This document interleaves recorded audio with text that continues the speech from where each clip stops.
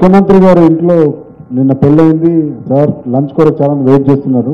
But మనం last ఒక 2-3 క్వశ్చన్స్లో finish చేద్దాం. తర్వాత లాస్ట్లో శ్రీనివాస్ రెడ్డి గారు అడుగుతారు. సార్, ముఖ్యమంత్రి గారు, మీరు కొద్ది మాసాల క్రితం పబ్లిక్ డాష్ మీద ఒక మాట అన్నారు.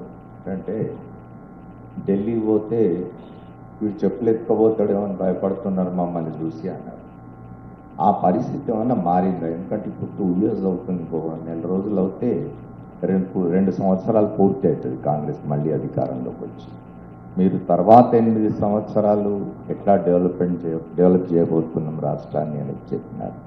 ఈ 2 సంవత్సరాల కాలంలో గుణాత్మకంగా ఆ పరిస్థితిలో మార్పు ఏమన్నా వచ్చిందా? ఇప్పుడు ఢిల్లీ పోతే మిమ్మల్ని చూసి మీ మంత్రులను మీ అధికారులను చూసి చెప్పులెత్తుకుపోయే వాళ్ళు అని భయపడకుండా ఉండే పరిస్థితి వాతావరణం ఏమైనా ఏర్పడిందా? వచ్చింది. ఇప్పుడు ఆ మార్పు వచ్చింది కాబట్టి పనులు కదులుతూ ఉన్నాయి. ఇప్పుడు ఒక నమ్మకం వచ్చింది, వీళ్ళు వాళ్ళలాంటి వాళ్ళు కాదు అని. ఇంకా బాగా చేస్తారు అనే దానికి ఇంకా కొంచెం ముందుకు తీసుకెళ్ళాలి. పాతోళ్ళు కొత్తోళ్ళు కొంచెం తేడా ఉంది. వీళ్ళు పర్వాలేదు, వీళ్ళ నమ్మొచ్చు, ఇంట్లోకి కూడా రానియొచ్చు, లోపలికి పిలిచి కూర్చోబెట్టి వాళ్ళు చెప్పేది వినొచ్చు అనే కాడికి వచ్చింది. ఇప్పుడు వింటున్నారు. వినడం వల్లనే చాలా వరకు కొన్ని సమస్యలకు అనుమతులు తీసుకొని వచ్చినాం. పరిస్థితుల్లో మార్పు వచ్చింది. ఇక అది వేగంగా పరిగెత్తాలి. ఆ వేగంగా పరిగెత్తించడానికి ప్రయత్నం చేస్తున్నాం. అందుకే ఒక నమ్మకంతోనే ప్రజలకు చెప్తున్నా, రాబోయే 8 ఏళ్లలో మన ప్రణాళికలు ఇవి.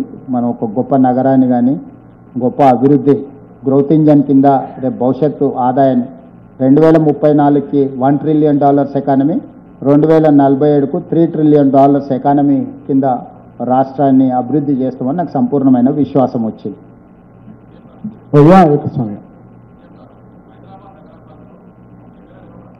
మీ వద్దకు వస్తలేరని చెప్పేసి సీఎం గారు, హైదరాబాద్ నగరం పరిధిలో బీఆర్ఎస్ ఎమ్మెల్యేలు ఎవరు కూడా మీ వద్దకు అభివృద్ధి పనులకి వస్తలేరని మీరు అంటున్నారు. వచ్చిన వారేమో పార్టీ ఫిరాయింపుల బదనాం ఎదుర్కొంటారు. ఆ భయం కోసం వారు రావట్లేదా? అలాంటి వారికి మీరు ఏమీ అభయం ఇస్తారు? ఓనర్కే నమ్మకం లేదు వాళ్ళ మీద. హరీష్ కూడా వచ్చిపోయిండు. హరీష్ కూడా నన్ను వచ్చి అసెంబ్లీలో కలిసి ఏవో ఇష్యూస్ ఉన్నాయి ఇది చేయమన్నాడు. మొన్న మున్సిపల్లో 2700 కోట్ల రూపాయల నిధులు ఇచ్చిన మున్సిపల్ కార్పొరేషన్, సిద్దిపేటకి ఎన్ని వచ్చినాయి, గజ్వేల్కి ఎన్ని వచ్చినాయి, కేటీఆర్ ఉన్న కాన్స్టిట్యున్సీలు ఎన్ని వచ్చినా మీరు లిస్టు తీసుకోండి. ఎక్కడన్నా డిస్క్రిమినేషన్ చూపించినాం ఒకసారి చూడండి. At a time single stroke 2700+ crores single జీవోతో రిలీజ్ చేసిన మున్సిపాలిటీస్ కానీ మున్సిపల్ కార్పొరేషన్స్ కానీ ఏ పక్షం చూడలే. యంగ్ ఇండియా ఇంటిగ్రేటెడ్ స్కూల్స్ ఇచ్చిన. నేను ఒకటే సూచన చేస్తున్నా, వచ్చి కలిస్తే మీ వాళ్ళు మిమ్మల్ని నమ్మరేమో కానీ మాకేం అట్లాంటి ఆలోచన లేదు. రాండి, మీరు ఎమ్మెల్యేలుగా మీ ప్రజలకు మేలు చేయండి అని నేను విజ్ఞప్తి చేస్తున్నా. ఇప్పుడు కూడా నేను చెప్తున్నా, ఎవరైనా రావచ్చు, ఎవరైనా కలవచ్చు, ఎవరైనా ప్రజల సమస్యలు చెప్పవచ్చు. చేయగలిగినవి తప్పకుండా ఈ ప్రభుత్వం చేస్తుంది. సీఎం గారు, కాంగ్రెస్ పార్టీ రౌడీకి టికెట్ ఇచ్చినట్టు కూడా బీఆర్ఎస్ ప్రచారం ఆద్యంతం కూడా దీని చుట్టూ తిప్పారు. నిజంగా నవీన్ యాదవ్ రౌడీనా? మీరేం చెప్తారు? నేను అనేది నాకంటే ప్రజలు తీర్పిస్తారు. ఫామ్ హౌజుల్లో దీపావళి పండుగ రోజు చిచ్చుబుడ్లు కాల్చుకోకుండా సారాయి బుడ్లు, గంజాయి, కొకైన్తో దొరికిన వాళ్ళు రౌడీలా, బస్తీలలో పేదోళ్ళకు అండగా నిలబడి 10 మందికి సాయం చేసినోడు నవీన్ యాదవ్. చదివింది ఆర్కిటెక్చర్ చదువుకున్నాడు. ఒక ఆర్కిటెక్చర్ చదువుకున్న యువకుడిని రౌడీ అని అనడానికి వాళ్ళ ఆలోచన ధోరణికి అడ్డం పడుతుంది. అతను ఏదైనా కేసులలో ఉండో లేకపోతే దొమ్మిలలో ఉంటే మనం అనొచ్చు. కానీ అదే నవీన్ యాదవ్ ఒక ప్రశ్న వేసింది, మా నాన్నను చూపించి నన్ను రౌడీ అనే ప్రయత్నం చేస్తుండ్రు, మరి పాస్పోర్ట్ బ్రోకర్ కొడుకుని ఏమనాలా అని ఒక ప్రశ్న వేసిండు. మరి దీనికి సమాధానం చెప్పినాక ఇక దానికి సమాధానం వస్తుంది. కాబట్టి ఎన్నికల్లో ఆయన్నే అన్నాడు, విధి విధానాల మీద మాట్లాడాలి, సమస్యల మీద చర్చించాలి. మా నాన్నగారు కూడా నాకు ఫోన్ చేసి గడ్డి పెట్టిండు అని చెప్పి మళ్ళీ ప్రత్యర్థిని రౌడీ అనడం ఏంది? ఇప్పుడు సునీతమ్మకు ఓటు ఏమని అడితే మాకేం అభ్యంతరం లేదు. వాళ్ళ అభ్యర్థిని వాళ్ళు గెలిపించుకుంటారు, వాళ్ళ ప్రయత్నం వాళ్ళు చేస్తారు. మా ప్రయత్నం ఏం చేస్తున్నాం? బీజేపీ ప్రయత్నం బీజేపీ చేస్తుంది. ఇండిపెండెంట్స్ కూడా 50-60 మంది ఉన్నారు, వాళ్ళ ప్రయత్నాలు వాళ్ళు చేస్తారు. ఎన్నికల్లో పోటీ పడడం, నెగ్గాలనుకోవడం, నెగ్గడానికి అవసరమైన ప్రణాళికలు ప్రచారాలు సహజం. కానీ దుమ్మెత్తిపోయడమే పనిగా పెట్టుకోండి. అసలు అంటే ఏం మాట్లాడుతున్నాం అనేది అర్థం లేకుండా మాట్లాడితే ప్రజలు తీర్పు ఇస్తారు. జూబ్లీస్లో 14 నాడు ప్రజలు తీర్పిస్తారు స్పష్టంగా వీటన్నిటి మీద. ప్రజలే నిర్ణయిస్తారు. ఇప్పుడు నేను ఏం చేసినా నువ్వు టికెట్ ఇచ్చినావు కాబట్టి ఒకళ్ళతో పుచ్చుకుంటున్నావు అని మీరు మళ్ళీ ఇంకొక మాట మాట్లాడడానికి ఉంటుంది. డెఫినెట్గా 14 తారీఖు నాడు ప్రజలు తీర్పిస్తారు. వంశీ గారు, Vamsi Srinivas. Deccan Chronicle sir. Sir first of all నిన్న మీరు ఇచ్చిన ఇష్యూరెన్స్ జర్నలిస్ట్కి చాలా ఆనందం కలిగించింది సార్. హౌసింగ్ సమస్యకి నేను పరిష్కరిస్తామని సుప్రీంకోర్టు తీర్పుకు లోబడే పరిష్కారం చేయొచ్చు అని చెప్పి లీగల్ ఎక్స్పర్ట్స్ ఇస్తున్న దాన్ని మీరు ఒక 10 నిమిషాలు మీరు కేటాయించి చేస్తే అది ఖచ్చితంగా రిజాల్వ్ అవుతుందని మా అందరికీ నమ్మకం ఉంది sir. About the second issue of the questions ఏంటంటే సార్, మీరు ఇందాక ఒకటి అంటే మీకున్న పొలిటికల్ అసెస్మెంట్ దాని మీద మాట్లాడుకొని మర్జర్ అని ఒక మాట మాట్లాడడం జరిగింది బీజేపీ బీఆర్ఎస్కి సంబంధించి, దాని లిట్మస్ టెస్ట్ అని, దాని మీద కొంత ఎలాబరేట్ చేయండి sir. Second thing, as a politician you know how time is precious sir. మీరన్న time will quickly roll out. మీ ఫ్లాగ్షిప్ ప్రోగ్రామ్స్కి సంబంధించి ఇప్పుడున్న మనీకి అంటే లైక్ మోసీ కానీ ఫ్యూచర్ సిటీ కానీ ఇంకేదైనా సరే, ప్లస్ ఇప్పుడున్న ఫండ్స్ షార్టేజ్ దానికి సంబంధించి కానీ anything new method of fund రైజింగ్లో ఏమన్నా ఆలోచించి చేసి ప్రయత్నం చేసి దాన్ని కంప్లీట్ చేస్తే మళ్ళీ మీరు అన్నట్టు నెక్స్ట్ ఎలక్షన్లో మీరు వాళ్ళని ఇంకొక మ్యాండేట్ అడగడానికి ఉంటుంది కాబట్టి అట్లాంటి ఆలోచన ఏమన్నా ఉంది? ఫైనాన్షియల్స్ మీద చాలా డీటెయిల్ వర్కౌట్ జరుగుతుంది. ఇప్పుడు పెన్షన్ స్కీమ్స్ కింద, పెన్షన్ ఫండ్స్ కింద ఇతర దేశాలల్లో వెరీ లెస్ రేట్ ఆఫ్ ఇంట్రెస్ట్లో 1000 కోట్లు ఇవ్వడానికి సిద్ధంగా ఉన్నారు. కాకపోతే కేంద్ర ప్రభుత్వం వాటికి అనుమతి ఇవ్వాలి. ఆ ప్రయత్నం చేస్తున్నాము.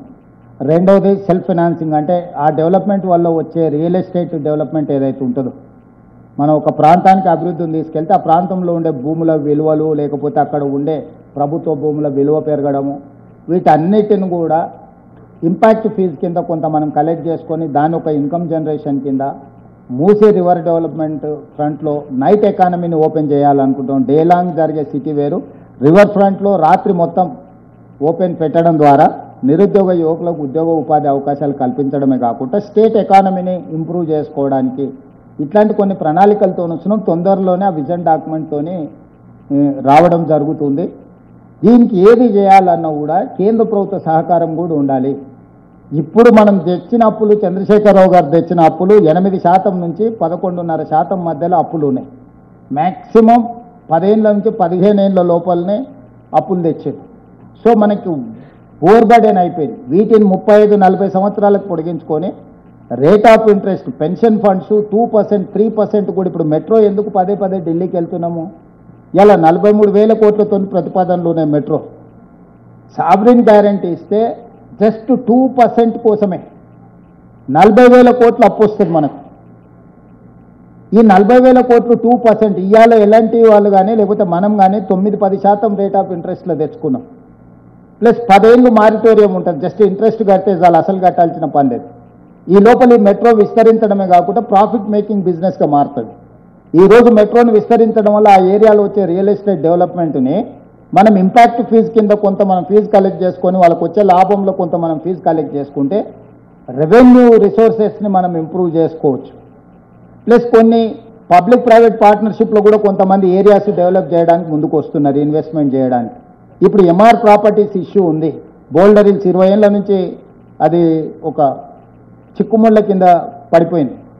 ఇప్పుడు మేము చీఫ్ సెక్రటరీ వీళ్ళందరూ ఒక కమిటీని కాన్స్టిట్యూట్ చేసినాం. ఎంఆర్ ప్రాపర్టీస్తోని మనం సమస్యను పరిష్కరించుకుంటే మనకు చాలా వరకు నిధులు రావడానికి అవకాశం ఉంది. ఇట్లాంటివి కొన్ని దీర్ఘకాలికమైన సమస్యలను పరిష్కరించుకోవడం ద్వారా రిసోర్స్ మొబిలైజ్ చేసుకొని ఈ డెవలప్మెంట్ యాక్టివిటీస్ని వేగంగా పెంచుకోవాలని అనుకుంటున్నాం. దాని మీద పూర్తి స్థాయిలో ఎక్స్పర్ట్స్ని అపాయింట్ చేసుకున్నాం. కన్సల్టెంట్స్ ఉన్నారు. ఓన్లీ గవర్నమెంట్ అధికారులే కాకుండా ప్రతి దాంట్లో ఎక్స్పర్ట్స్ కమిటీని అపాయింట్ చేస్తున్నాం. ఎక్స్పర్ట్స్ కన్సల్టెంట్స్ని పెట్టుకొని ముందుకు వెళ్తున్నాము. మార్చి 31 లోపల 99% ఈ ఫైనాన్షియల్ ఇయర్ కంక్లూడ్ అయ్యే లోపల ద బెస్ట్ పాలసీస్ తీసుకొచ్చి అసెంబ్లీలో పెట్టి చర్చించి సోషల్ ఇష్యూస్ అడ్రస్ చేసినాం. అది వర్గీకరణ కావచ్చు, కులగణన కావచ్చు, ఇతర ఇష్యూస్. ఇప్పుడు ఫైనాన్షియల్ ఇష్యూస్ మీద ఫోకస్ పెట్టినాం. పాలసీస్తో పాటు ఫైనాన్షియల్ రిసోర్సెస్ ఎట్లా చేయాలనో మార్చి 31 లోపల బడ్జెట్ సెషన్స్లో ఒక ట్రాన్స్పరెంట్ పాలసీ డాక్యుమెంట్ తీసుకొచ్చి హౌస్లో పెడతాం. How government is going to mobilise resources, how government is going to take up all these development programmes అనేదాన్ని కంప్లీట్గా బడ్జెట్ సెషన్స్లో ఓపెన్ డిబేట్ పెడతాం. అప్పుడు 10 ఏళ్ళ అనుభవం ఉన్న వాళ్ళు ఎవరెవరు ఏమేమి సలహాలు చెప్తారో వాళ్ళందరి సలహాలు అడుగుతాము. మేము ఓపెన్ మైండ్తో ఉన్నాం. అన్నీ నాకు తెలుసా. నేను ఎప్పుడన్నాను 80,000 పుస్తకాలు నేను చదవలేదు. ఏదో పెద్దపాల శిక్ష చదువుకున్నా, తెలుగు మీడియంలో చదువుకున్నా, డిగ్రీ వరకు చదువుకున్నా. ఇంతనే నేను చదువుకున్న చదువు. రోజు మీ పేపర్లన్నీ చదువుతా. ఇంతనే నా చదువు ఏం పెద్దగా లేదు. నేనేం గుంటూరులో అక్కడిక్కడ పోయి కూడా చదువుకోలేదు. కొండారెడ్డిపల్లి జెడ్పీహెచ్ఎస్లో చదువుకున్నా, వనపర్తిలో చదువుకున్నా, తర్వాత హైదరాబాద్లో చదువుకున్నా, తర్వాత జీవితం చదువుకున్నా మీ అందరితో కలిసి. గింతనే 80,000 పుస్తకాలు చదువుడు, గుంటూరుకు పోయి చదువుడు, గుడివాడల భీమవరంలో వ్యాపారాలు చేసుడు, ఇవన్నీ ఏంటి నేను చేయలేదు. ఎవరు చెప్పినా వినే ఓపుకుంది నాకు.